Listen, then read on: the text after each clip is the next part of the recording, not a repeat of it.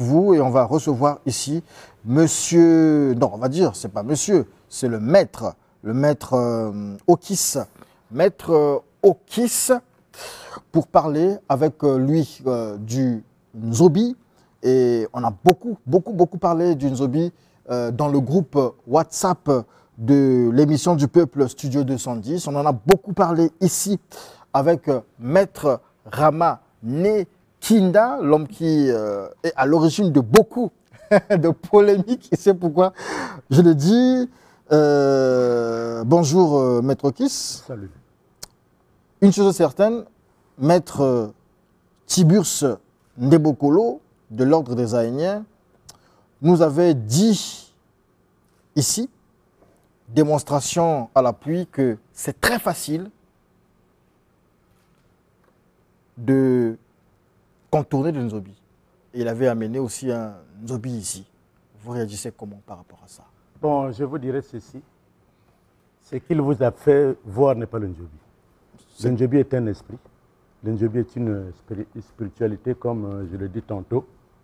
Nul ne peut le contourner, car dans la spiritualité, la première des choses, c'est la loi. Et en bon français, on dit, nul n'est censé ignorer la loi. On va revenir quand même sur le Nzobi. C'est quoi concrètement le Nzobi? Sinon, j'ai envie de dire, au-delà du caractère, que ce Nzobi soit une secte, le Nzobi soit dans nos traditions, est-ce qu'on peut considérer aussi le Nzobi comme un fétiche? Le Nzobi n'est pas... on ne peut pas détruire la spiritualité. On peut détruire les fétiches. Le Nzobi ne fait pas partie des fétiches.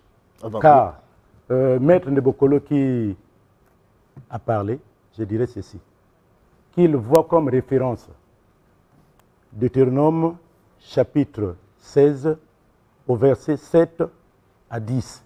Il connaîtra que ce qu'ils font, la Bible demande qu'on les lapide, on les tue. C'est en vérité que je vous le dis. D'accord. Alors, si le Nzobi n'est pas un fétiche, je vous le concède, mais comment certaines personnes, je connais des gens qui nous disent qu'ils ont le Nzobi chez eux, ils ont le Nzobi sur leur corps, ils ont le Nzobi au bureau, comment on réagit? Parce que je suis un peu perdu.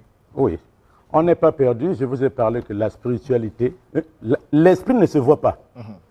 Le Nzobi que vous entendez qu'on a mis dans un bureau, c'est la protection. Et cette protection est visible pour ceux qui peuvent voir. Mais c'est intouchable. C'est comme ce que vous voyez, la peau de la genette que vous voyez sur moi, hein, que je porte. C'est une protection uniquement pour moi. D'accord. Mais en fait, ça c'est visible en fait. Ça c'est visible. Ça veut dire que si Maître Tiburce Ndebokolo vient ici avec son magnétisme, il peut désactiver ça. Il ne pourra pas du fait que ce qui est ici, il ne connaît pas. Mais ce qu'il connaît, nous connaissons. Car je vous avais même dit que, en parlant du christianisme, je connais ce que le christianisme. Je venais de donner un verset. Il ne pourra jamais trouver un verset d'Indiobi pour dire que ceci. Il ne dira jamais que Okwele avait dit ceci. Il ne pourra jamais dire que Nganja avait dit ceci. Il ne pourra jamais dire que Osoko disait ça. Selon Osoko, j'ai dit ceci. Il ne pourra jamais dire ce qu'il est. Même s'il a quelque chose, vous me demandez de détruire, je le détruirai. Nous ne passerons pas à vous faire ce que les prophètes de Baal ont eu à faire. Sinon, moi, en indexant, je peux tuer. Voilà. Donc, la spiritualité dont je vous parle est typiquement et purement nègre, noir. Nous ne faisons pas... Le verset le chapitre dont je venais de vous dire, c'est écrit dans la Bible. Mais cette Bible nous demande de ne jamais être avec ceux-là qui prennent les dieux importés, imposés plutôt. On nous a imposé le christianisme, on nous a imposé le bouddhisme, on nous a imposé l'islam. Mais le Nzobi n'a jamais été imposé par qui que ce soit. D'accord. Donc le Nzobi ne peut pas être contourné. On ne peut pas contourner le Nzobi. On peut contourner le fétiche, mais jamais le Nzobi. Le Nzobi demeurera tel qu'il a été au début et tel que le monde continuera. Merci beaucoup, Maître Okis. C'est le mois de la femme, en fait, le mois de mars, mois de la femme. Si j'en profite pour demander, dans le Nzobi, vous pouvez nous rappeler votre grade? Vous nous avez dit votre grade, le nouveau grade? Je suis au 4e niveau du Nzobi. 4e niveau du Nzobi.